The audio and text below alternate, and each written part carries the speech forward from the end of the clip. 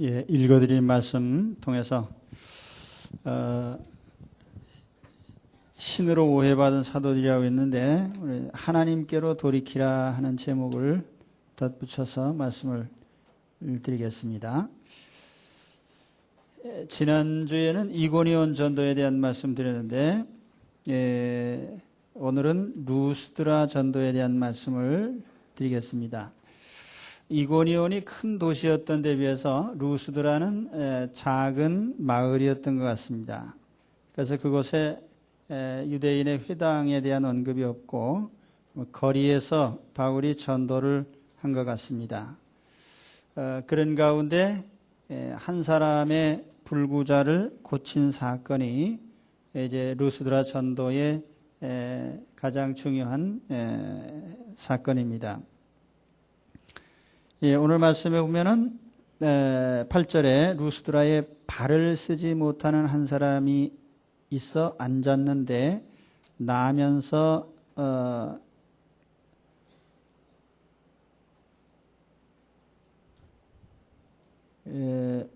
걷지 못하게 되어 걸어본 적이 없는 자라. 누가복음을 쓰고 사도행전을 쓴 저자는 누가입니다. 그리고 누가는 직업이 의사이기 때문에 어떤 환자에 대한 정황을 정확히 기록을 했어요. 그래서 여기에 오늘 앉아있다라고 하는 표현, 그리고 이어서 나면서부터 걷지 못하는 자, 헬라어를 직역하면은 모태에서부터 그는 불구자였다. 그랬고 걸어본 적이 없는 자 이렇게 표현을 했습니다. 이것은 이 사람의 신상에 관한 내력을 정확히 얘기를 한 거예요. 이 사람은 내력적으로 모태에서부터 장애인으로 나왔고 또 평생 걸어본 적이 없는 사람이었다. 자, 이런 사람에게 기적이 일어난 것을 강조하기 위해서 이런 설명을 덧붙였습니다. 그런데 이 사람이 9절의 말씀에 가서 보면 바울이 말하는 것을 듣거늘, 여기 들었다는 표현도 헬라어 시제로 미완 과거, 미완료 과거형으로 표현하는데 헬라어 시제에서 미완료 과거는 행동이 계속되는 것을 말합니다. 그러니까 계속 경청을 하고 있었다 그런 뜻이에요. 아마 바울이 거리 전도를 하는데 많은 무리가 모였겠죠. 그 중에는 호기심에서 모인 사람도 있고 또 여러 가지 뜻을 가지고 모인 사람들이 있겠습니다만은 오늘 여기에 나오는 이 장애인은 바울이 말하는 복음, 그가 전하는 구원의 복음을 아주 경청을 하고 있었던 것입니다. 그리고 그 다음 절에 보면은 바울이 그를 주목하여 보았다고 합니다. 바울이 주목하여 그를 보았다. 그 영어 성경에 보면은 아주 steadfastly, 아주 지속적으로 그 사람을 관찰을 했다는 얘기예요. 그리고 그의 마음 속에 구원받을 만한 믿음이 있는 것을 바울이 확인을 했습니다.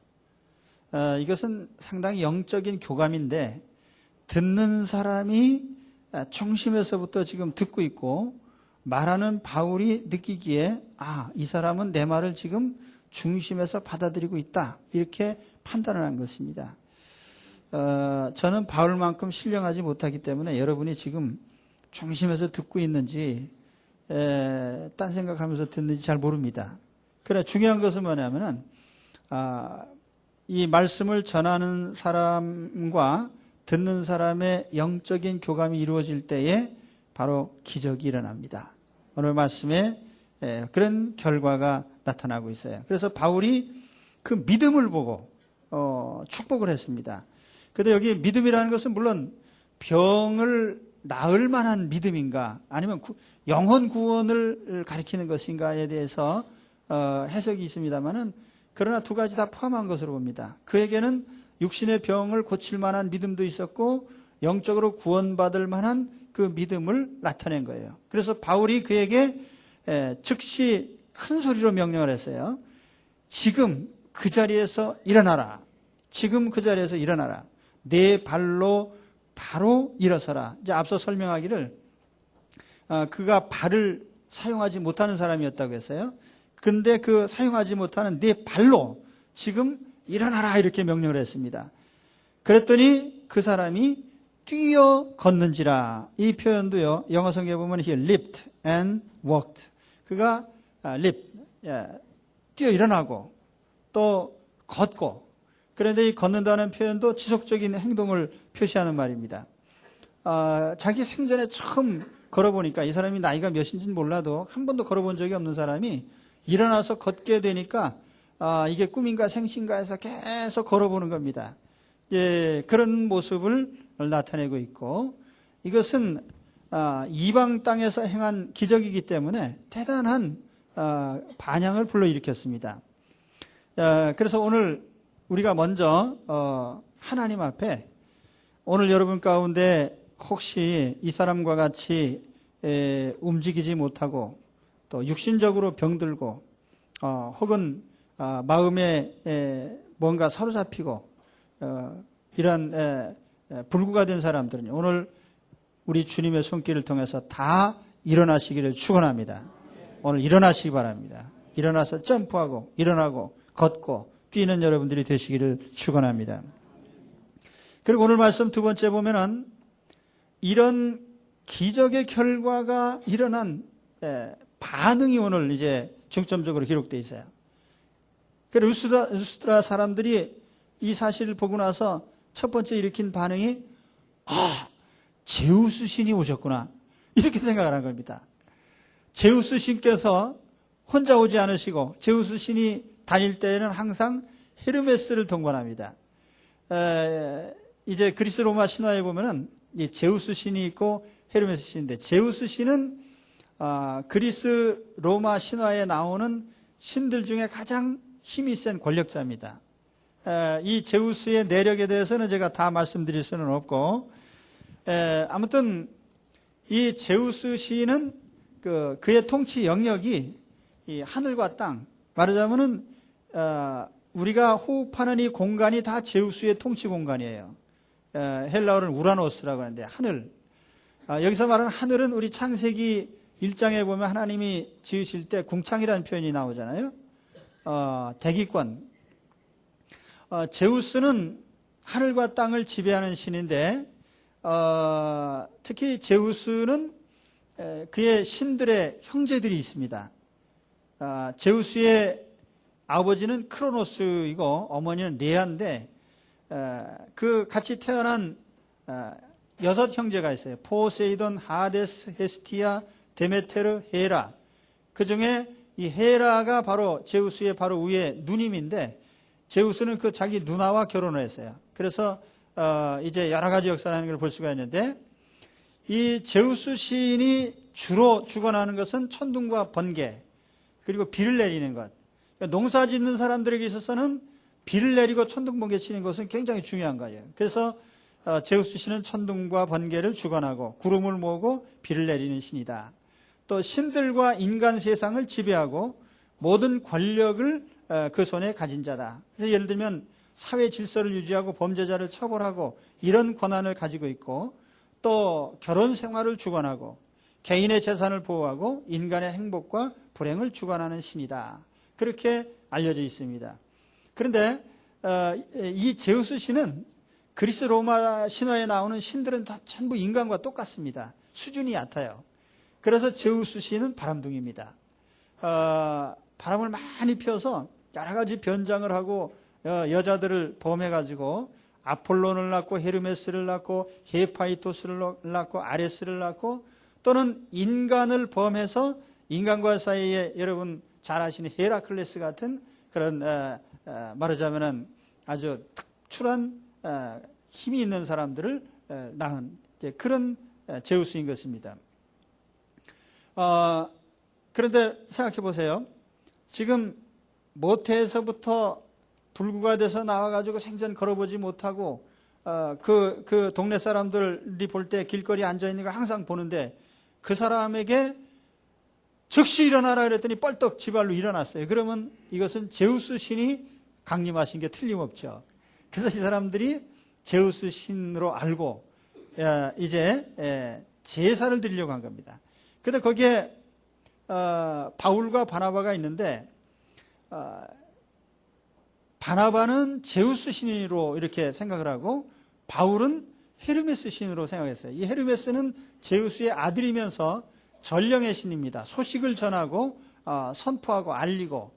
그런데 이 헤르메스 신도요, 그리스 신화에서 보면은 여러 가지를 주관해요. 예를 들면 음악, 악기를 만들어서 음악을 연주하고 문자, 글자를 만들고 숫자를 만들고 또는 체육과 운동 경기를 지배하고 천문을 지배하고 또는 올리브 재배법을 창시하고 또 나그네와 목자를 수호하고 법정에서 변론을 담당하고 또 장사하는 것과 재미있는 것은 도둑과 소매치기도 주장하는 것이 헤르메스입니다.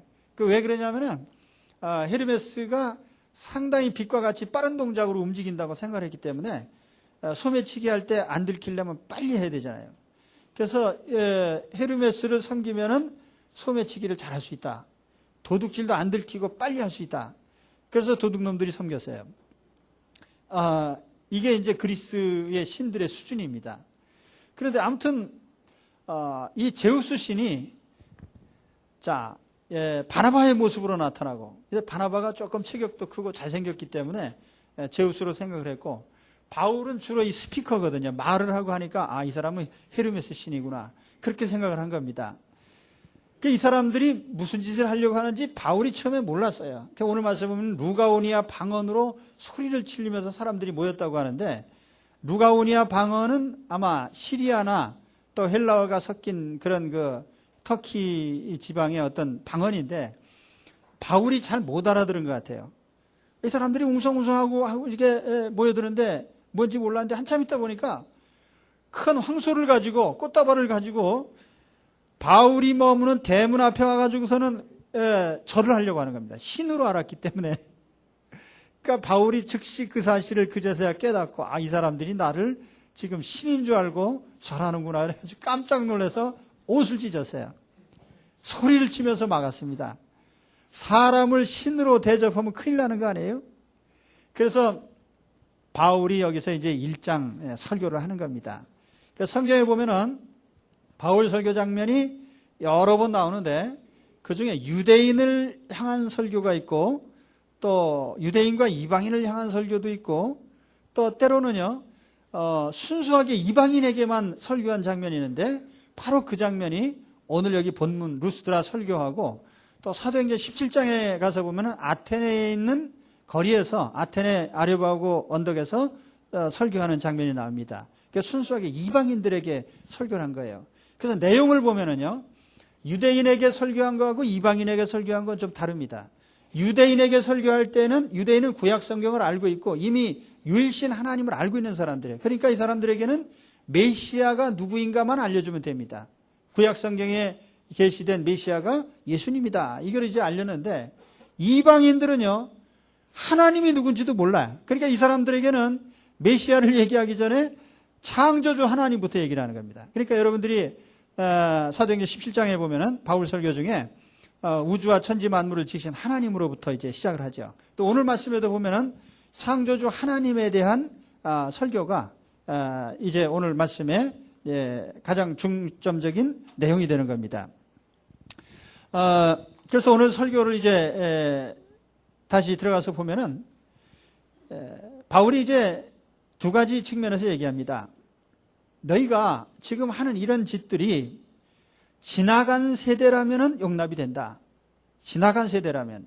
그래서 오늘 말씀에 16절에 보십시오. 하나님이 지나간 세대에는 모든 족속으로 자기 길들을 다니게 묵인하셨으나, 여기 지나간 세대는 어떤 세대냐? 복음을 받기 이전의 세대이고, 좀 춥지요? 예, 에어컨 좀 꺼주세요. 예.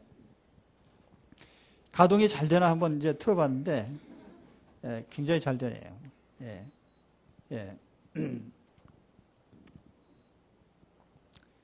예.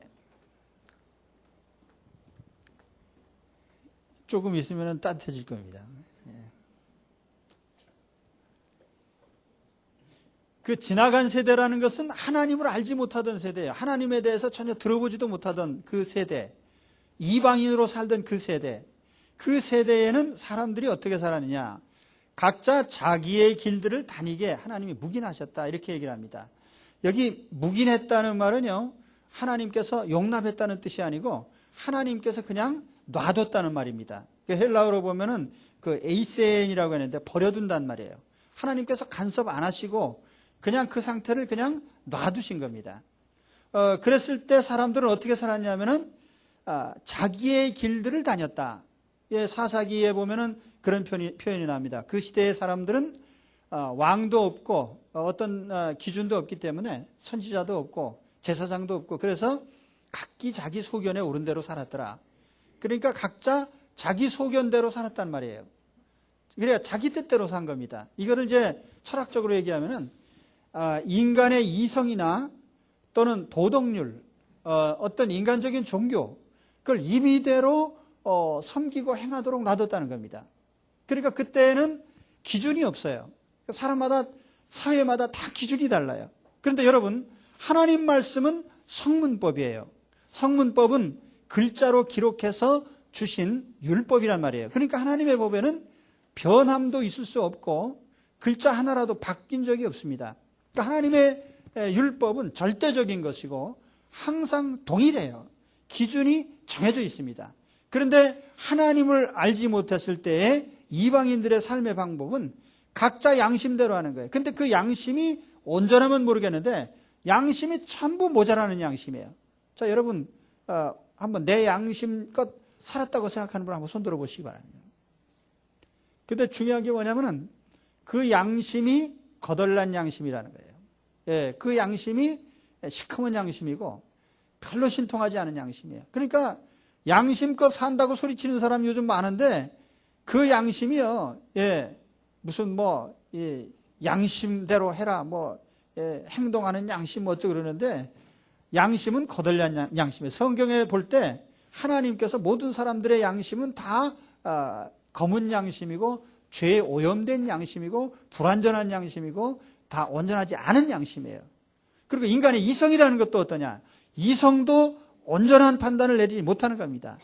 여러분 생각해보세요. 오늘날 우리 사회에 식자들이 많은데 그 이성이 전부 똑똑하다면은 왜 이렇게 대립과 반목이 있어요? 사람마다 다 기준이 다른 거예요. 그 이성이 온전하지 않아요. 그러니까 어쨌든지 이성이 온전하지 않고 양심이 온전하지 않음에도 불구하고 그 양심과 이성대로 살게 하나님께 내버려 두셨더니 제멋대로 하는 거예요. 제멋대로. 그중에 특히 종교적인 모습을 보게 되면은 왜 그리스 사람들은, 여러분 고대 사회에서 그리스 사람은 가장 문명인입니다. 그래서 누가 그랬나요? 플라톤이 그랬나요? 나는 야만인으로 태어나지 않고 문명국가 그리스인으로 태어난 것에 대해서 감사한다 그랬거든요. 그만큼 그리스 사람은 그 당시에는 최고 문명국가예요. 그런데도 불구하고 그들이 가장 어리석은 우상을 섬겼다는 것, 이것을 우리가 봐도 단적으로 인간의 이성이나 양심이 다 온전한 것이 아니라는 걸 알 수가 있어요. 그리고 그들의 종교나 도덕성은 지극히 수준이 낮은 겁니다. 제우스 신이요, 바람을 얼마나 많이 피운지 몰라요. 그러니까 제우스 신을 섬기는 그리스 사람들이 생각할 때 신도 바람을 피는데 우리야 별거냐. 그러니까 더 엉망진창으로 살았겠죠. 그렇죠? 그것이 우상을 섬기던 시대에 제멋대로 산 사람들의 삶의 모습이고 표준이란 말입니다. 지나간 세대의 삶이 그랬다는 거예요. 미스 캘리포니아가 미스 USA 대회에 나와가지고 인터뷰를 했습니다. 결혼에 대해서 어떻게 생각하냐? 그때 그 질문에 대해서 대답을 했어요. 결혼은 남자와 여자가 하는 것이다 라고 대답을 했는데, 이 결혼을 어떻게 생각하냐고 질문한 놈이 누구냐면은 아주 나쁜 놈이에요. 왜냐하면 이놈이 동성애자거든요. 그래서 그 질문을 던져놓고 대답을 그렇게 했더니 와글와글 웅성웅성하면서 대드는 거예요. 아니, 요즘 세상에 동성애를 인정 안 하는 사람이 사람이냐? 그 인간도 아니다. 예, 그래서 그것이요, 문제가 됐습니다. 문제가 됐는데 중요한 건 뭐냐면은 이것을 다루는 언론들이 어느 하나도요, 동성애는 나쁜 것이라고 말한 사람이 없고 그것은 시대적인 흐름이고 모든 이 시대의 인식이다 이렇게 생각하는 겁니다. 모든 사람들이 그렇게 생각한 거예요. 요즘에 특히 그 정상적인 가정이라는 용어를 못 쓰게 합니다. 그거는 차별이다. 근데 이 정상적인 가정이라는 건 한 남자와 여자가 결혼해서 자식을 낳고 이룬 가정인데 이것을 정상으로 인정하지 말라는 겁니다. 동성애를 해서 입양한 가정도 정상가정이라는 거예요. 왜 정상이라는 말을 쓰느냐? 이게 뭡니까? 이것이 자기 소견에 옳은 대로 사는 시대적인 사조와 판단인 것입니다. 자, 이럴 때에 하나님께서 어떻게 하셨느냐? 헬라 사람들이 스스로 문명인으로 자처하고 그러면서 종교적으로는 우상에 빠져 있을 때에 하나님께서 그러면 그냥 내버려 두신 것이냐? 그건 아니라는 거예요. 오늘 말씀 17절에 보면은 그러나 자기를 증거하지 아니하신 것이 아니니라고 성경에 말씀할 때는 뭡니까? 이중부정은 강한 긍정이다. 하나님이 너희들에게 나타내지 않은 것이 아니고 나타냈단 말이에요. 뭘로 나타내느냐? 곧 너희에게 하늘로서 비를 내리시며 결실기를 주시는 선한 일을 하사 음식과 기쁨으로 너희 마음에 만족해 하셨느니라. 하나님이 양식을 주셔서 너희가 즐겁게 살도록 하셨다. 자, 안 믿는 사람도요, 하나님 은혜를 잊고 삽니다. 가장 큰 은혜가 뭐예요? 먹을 양식을 얻어먹고 사는 겁니다. 하나님을 섬기는 사람에게만 양식 주셨더라면 안 믿는 사람 다 굶어 죽을 텐데, 하나님께서 다 햇빛과 비를 내리시고, 마태복음의 말씀처럼. 그래서 모든 사람들에게 자비와 긍휼을 나타내신다고 하셨어요. 자, 양식을 주시는 것이 얼마나 큰 축복입니까? 이 생태계라고 하는 것, 아무 생각도 없이 여러분들 하루 한 끼를 먹고 드신다면 참 하나님의 백성이 아닙니다. 비행기 타고 멀리 날아가다 보면은 대개 국제선 항공기가 뜨는 높이가 10km 이상 높은 상공에서 날아갑니다. 그 높이로 올라가면은 그 위에는 구름이 안 보여요. 그 아래쪽에 구름이든 뭐 얼음이든 가득 있고, 그건 다 성분이 물이죠. 그래서 창세기에 보면은 궁창 위의 물과 궁창 아래의 물이라고 그러는데, 하나님께서 이 지구는요, 대기권에 모든 물이 감싸고 있게 하셨습니다. 그래서 이게 순환을 해요. 그래서 이것이 공중에 있다가 땅으로 내리는데, 생각해 보면 대단한 거 아니에요? 참 신기하게도 어떻게 이 많은 양의 물이 공중에 떠 있느냐 말이에요. 홍수 날 때 비 오는 거 보시면은 무섭게 많은 양의 비가 내리잖아요. 그 많은 물이 공중으로 올라가서 떠 있다가 내려오는 거예요. 그렇게 해서 순환이 됨으로써 지구상에 있는 모든 생명체들이 성장을 하고 꽃을 피우고 열매를 맺게 되어 있습니다. 60억의 인구가 먹고 산다는 것은 놀라운 일이에요. 그것을 그 양식 곡물을 무게로 따지면요, 어마어마한 무게가 생산이 됩니다. 근데 그것이 다 어디서 생산이 됩니까? 토양에서 나오는 거예요. 나와서 열매를 맺고 모든 사람에게 양식으로 제공이 되고, 우리 몸에 들어가면 그것이 다시 분해가 돼서 에너지가 되고, 다시 또 이것이 토양으로 돌아가고, 이게 순환이 일어나는 겁니다. 근데 하나님께서 지구상의 100만 종의 동물과 35만 종의 식물이 다 생존할 수 있도록 햇빛도 주시고 물도 주시고 자라게 하시고 이걸 양식으로 제공하시는 것이, 이거 얼마나 큰 은혜냐 말이죠. 그렇죠? 이게 우연한 일입니까? 사람이 조금만 이성적인 사람이라면 이건 우연한 일이 아니다. 지구는요, 하나의 시스템이에요. 하나가 독자적으로 존재하는 게 없고 다 서로가 맞물려 돌아갑니다. 그러니까 서로 연관성이 있어요. 특히 생태계라고 하는 것도 전체가 하나의 순환 구조를 가지고 있고요. 우리가 움직이는 태양계 행성에서부터 또 우리 미시한 이 원자의 세계까지 모든 것이 하나의 시스템으로 돌아갑니다. 다 서로 연관이 돼 있어요. 분자 조직, 원자 조직, 모든 것이 다 시스템이에요. 근데 이것이 우연히 이것이 존재한다라고 생각하면은 하나님께 대한 모독이라는 얘기예요. 그래서 하나님이 오늘 말씀해 보면은 이런 자연 만물이 먹고 살고 생태계에 존재하는 것만 봐도 하나님이 존재한다는 사실은 쉽게 인정할 수 있다는 거죠. 그렇죠? 이게 우연히 존재한다. 여러분, 과학에서 우연이라는 게 있습니까? 모든 반드시 물리나 화학의 법칙이 뭡니까? 원인 없는 결과는 없다는 거거든요. 근데 이 모든 것이 그저 원인도 없이 존재하고 우연히 이렇게 생명체가 생겨나서 이렇게 존재한다고 생각하면 너무나 어리석은 거죠. 지금까지 인간이 탐사를 해가지고 허블 망원경으로 전부 우주 감찰을 해가지고 아직까지 지구처럼 이렇게 생명체로 뒤덮인 행성을 발견한 적이 없어요. 혹 생명의 흔적이 화성에 있다. 그 생명의 흔적이라는 것은 너무너무 원시적인 그 하나의 흔적, 단백질 하나를 찾아내고 그런 거 하나를 찾아내기 위해서 심혈을 기울이는 겁니다. 그러나 지구상에는요, 그런 정도가 아니라 생명으로 뒤덮여 있어요. 가득 차 있습니다. 할렐루야. 우리 하나님께서 살아계시다는 사실을 이 생태계를 보면서 깨달으는 겁니다. 하나님이 그래서 알려주셨다는 거예요. 근데 하나님께서 살아계심을 알지 못하고 최소한 하나님이 기대하시는 바는 뭐냐면은 제우스나 헤라나 헤르메스나 하데스나 이런 여러 신들을 섬기지 말고 하나님은 한 분이라는 사실만이라도 알라는 거예요. 왜냐하면 우주의 원리가 하나가 됐죠. 물리적인 법칙이 하나고 화학의 법칙이 하나이고 생태계의 원리가 하나이고 시스템이 하나이라면 당연히 한 분의 주관하에 있다라고 하는 것만 알아도 얼마나 똑똑한 사람이에요. 그렇죠? 아니, 우주가 하나의 질서 속에 있다면 하나의 질서를 주장하는 한 분이 계시다고 우리 인정해야 될 거 아니에요? 근데 왜 어리석게 문명국가 그리스 사람들이 이런 것을 알면서 그 많은 잡다한 신을 만들어내고 섬겼냐 그 말이죠.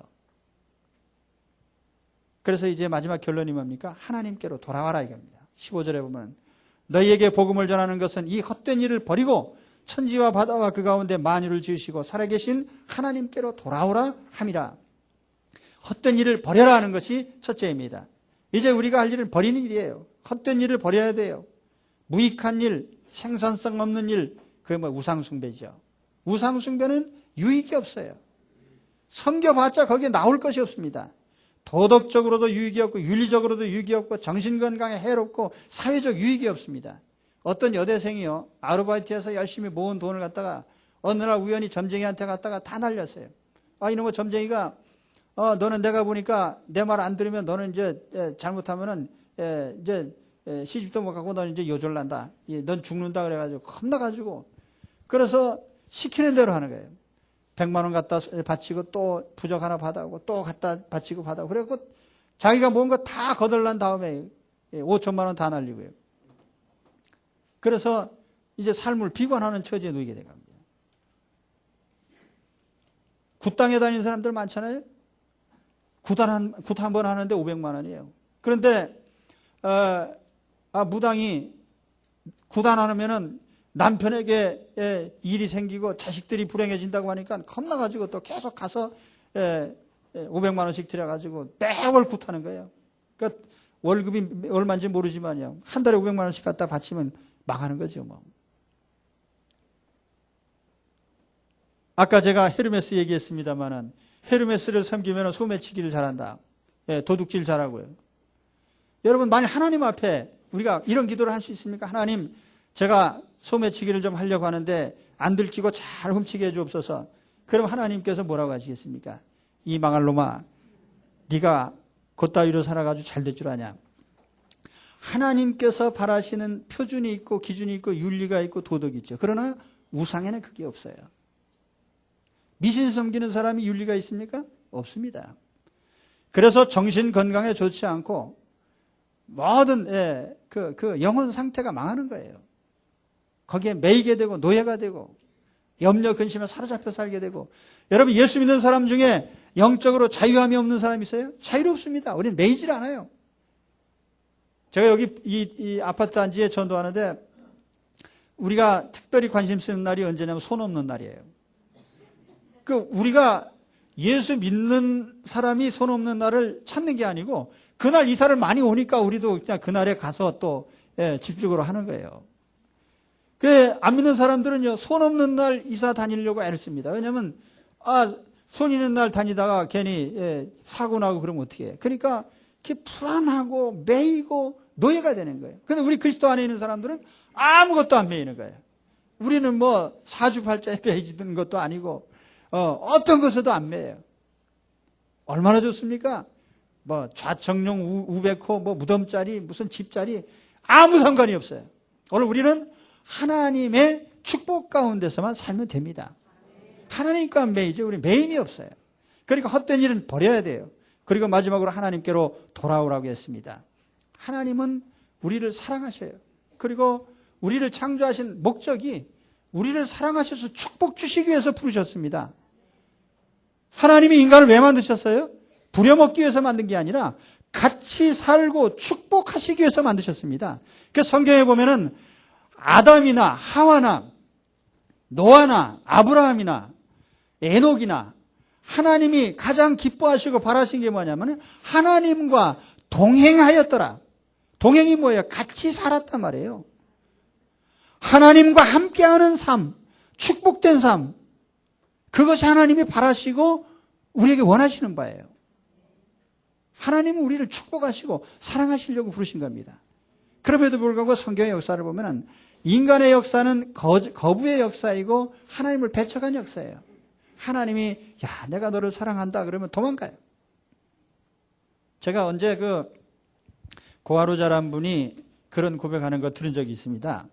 이제 결혼을 해서 이제 아내가 밥을 해주는데 아내가 친절하게 여보 이것도 먹고 하고 이렇게 하니까 숟가락을 놓고 나 안 먹어. 그러고 나갔다는 거예요. 그러니까 아내가 너무 친절하게 해주는 것을 도저히 못 받아들이는 거예요. 왜냐하면 내버려 두는 게 좋은 건데. 이건 뭘 말하냐면은 사랑을 받는 방법을 모르는 거예요. 여러분 사랑을요 주는 게 아니라 받아들이는 방법도 잘 알아야 사랑할 수 있습니다. 그리고 가장 중요한 것은 뭐냐 하나님의 사랑을 받아들이는 거예요. 여러분 하나님께서 우리를 얼마나 사랑하셨는지 알려주시면 받아들이시기 바랍니다. 괜히 건방지게 제가 하나님 앞에 죄를 져서 죄값을 좀 갚은 다음에 나오겠습니다. 이거 한번 하나님 앞에 건방 떠는 거예요. 지가 갚으면 얼마나 갚겠어요. 하나님께서 내가 용서해 주겠다. 넌 갚을 능력도 없는 놈이니까 그냥 나를 인정하고 내 사랑을 받아들이기만 하면 내가 용납하고 자녀로 삼고 축복을 온갖 천국의 축복과 모든 은혜를 베푸시겠다고 하셨는데 빠락빠락 내가 갚은 다음에 나오겠습니다. 여러분 교회 오늘 나오신 분들은 다 축복된 분들입니다. 혹시 여러분 가운데 죄값을 갚은 다음에 나오겠다고 생각하는 사람이 있으면요. 그건 아주 하나님 앞에 고약한 생각인 걸 아시고요. 하나님 앞에 그대로 나오시면 됩니다. 우리는 하나님 앞에 어떤 삶을 살았든지 하나님 앞에 그대로 나와서 하나님 앞에 고백만 하면 돼요. 하나님 내가 잘못했습니다. 하나님 나를 그래도 사랑하시니 얼마나 감사합니까? 하나님의 사랑에는요 차별이 없어요. 오늘 여기 처음 나오신 분 계십니까? 교회 30년 나온 사람보다 여러분을 덜 사랑하시는 하나님이 아니에요. 똑같이 사랑하셔요. 여기는 일말의 의심을 가질 필요가 없어요. 성경을 많이 10번 읽은 분하고 성경 하나도 모르는 사람하고 하나님께서 혹 기분상 상하실지는 몰라도요. 사랑의 크기엔 변화가 없어요. 똑같이 사랑하셔요. 할렐루야. 그러니까 이제 성경 안 보셔도 된다 그 말이에요. 그리고 새벽기도 매일 나오는 사람하고 새벽기도 1년 10달 한 번도 안 나오는 사람하고 하나님께서 똑같이 사랑하십니다. 할렐루야. 그러니까 새벽기도 안 나와도 된다는 얘기예요. 해석은 자유죠. 그러나 적어도 우리는 하나님의 입장에서 하나님의 사랑이 그렇다는 걸 아시기 바랍니다. 하나님은 우리를 세상 사람들은 다 급수 매겨가지고 평가해요. 이놈은 영어가 몇 점, 수학이 몇 점, 산수가 몇 점, 영어가, 수학이 산수지예요. 하여튼 모든 거를 다 점수로 매겨가지고 평가해가지고 비교하고, 이렇게 해서 하는데, 하나님의 사랑에는 그게 없어요. 하나님은 부족할수록 더 사랑하셔요. 그러니까 우리 하나님의 사랑에 대해서 의심을 품는 것만큼 나쁜 놈이 없는 거예요. 여러분, 자식이, 부모가 이렇게 자녀를 기르는데, 우리 아버지가, 우리 어머니가 내가 좀 요즘에 공부도 안 하고 말을 안 들으니까 나를 참 안 사랑하시겠지. 요따위로 생각하는 자식은 아주 나쁜 놈이에요, 그는. 중등부, 고등부, 청년부. 내가 잘하든지 못하든지요, 부모님의 사랑은 변하지 않습니다. 똑같아요. 하나님의 사랑은 변하지 않아요. 그러니까 우리가 하나님의 사랑을 받아들이는 연습을 먼저 하시기 바랍니다. 하나님 나를 이만큼 사랑하셨구나. 정말 하나님께서 이런 좋은 의도를 가지고 나를 만드시고 나를 부르시고 나를 하나님 자녀로 삼으시고 얼마나 감사한 일이에요. 그래서 오늘 하나님 앞에 돌아오시기 바랍니다. 돌아오면 축복이에요. 얼마나 큰 은혜인지 모릅니다. 저는 우리 성도님들이 주일날 나오셔서 기도할 때 유심히 들어요. 하나님, 지난 한 주간 동안에 하나님 말씀대로 살지 못하고 죄를 많이 졌습니다. 전도도 하지 못하고요. 하나님 봉사활동도 많이 못하고 정말 죄송합니다. 하나님께서 뭐라고 생각하시겠습니까? 그러냐? 그러면 당장 가서 봉사하고 와라. 그렇게 하시겠습니까? 그래, 알았다. 네가 하려고 노력하고 열심히 하려고 마음에 품고 있는 거 내가 다 한다. 그러나 네가 그걸 비록 못했을지라도 나는 너를 사랑한다. 너는 내게로 나오라 이거예요. 오늘 하나님 앞에로 나오는 것이 우리에게 첫 번째 할 일입니다. 자, 루스드라의 사람들은 생전 복음을 듣지 못한 사람이고 하나님을 알지 못한 사람들이에요. 제우스 신과 헤르메스를 섬기던 사람이에요. 각종의 신들을 섬기던 사람이에요. 그러나 그 자리에서 하나님 앞에 하나님의 사랑을 깨닫고 나오면은 당장에 하나님의 은혜와 축복 가운데로 인도해 주실 것입니다. 오늘 말씀에 보면은 재미난 표현이 나와요. 이 헛된 일을 버리고 15절에 보면은 천지와 바다와 그 가운데 만유를 지으시고 살아계신 하나님께로 나오라. 하나님에 대해서 그렇게 표현을 하는데요. 여기 천지라는 말은 헬라어로는 두 단어로 되어 있습니다. 하늘과 땅 그리고 바다. 여기 하늘, 땅, 바다가 나오죠. 이건 뭘 말하냐면은 헬라 사람들은 그 신화에 보면은 하늘을 다스리는 것은 제우스이고 땅을 다스리는 지하의 세계를 다스리는 것은 하데스이고 바다를 다스리는 건 포세이돈이라고 생각을 했습니다. 그래서 지금 이 말씀을 듣는 그리스 사람들은 하늘에 딴 신이 있고 바다에 또 신이 있고 지하 세계의 신이 있고 또는 목자의 신이 따로 있고 장사하는 신이 따로 있고 그게 아니라는 거죠. 그래서 이제 마지막 결론을 내려줍니다. 이 모든 것은 한 분 하나님이 지으셨다. 그리고 이 모든 것은 살아계신 하나님. 여기에 제우스나 헤르메스나 이게 전부 다 사람이 지어낸 신이지 실제로 아무 능력도 없어요. 그러나 창조주 하나님은 지금도 모든 생명체들에게 양식을 주고 비를 내리고 자라게 하고 생명을 주고 인류와 모든 동물과 식물을 먹여 살리지 않느냐. 살아계신 역사를 하고 있지 않느냐. 그래서 살아계신 하나님이라 했어요. 살아계신 하나님. 오늘 우리도 우리 마음속에서부터 이와 같은 사실을 인정하고 오늘 우리 한 분 하나님 앞으로 돌이키시기를 축원합니다. 우리가 이미 예수님을 믿기 때문에 우리는 유일신 하나님을 믿습니다. 유일하신 하나님 믿어요. 그러면서도 오늘 말씀해 보면 우리 살아가는 동안에 우리가 하나님을 신뢰하지 않고 인간적인 수단을 의지하고 다른 것을 이것저것 의지하고 하는 게 전부 뭐예요? 그것도 우상이에요. 마음의 우상들을 버리시고 한 분 하나님께만 인생을 전적으로 의탁하는 오늘 이 믿음의 결단들을 내리시기를 축원합니다. 그렇게 될 때 오늘 여기에 루스드라의 걷지 못하던 평생 불구자가 일어난 것 같은 이런 역사가 살아계신 하나님을 만날 때 오늘 우리 가운데도 얼마든지 일어나는 것입니다. 오늘 우리 삶 가운데 마음의 우상, 모든 우상들을 버리고요. 참 하나님을 우리가 인정하고 받아들여서요. 오늘 그리스도 안에서 이 기적과 능력의 체험을 하시기를 주의 이름으로 축원합니다. 기도하겠습니다.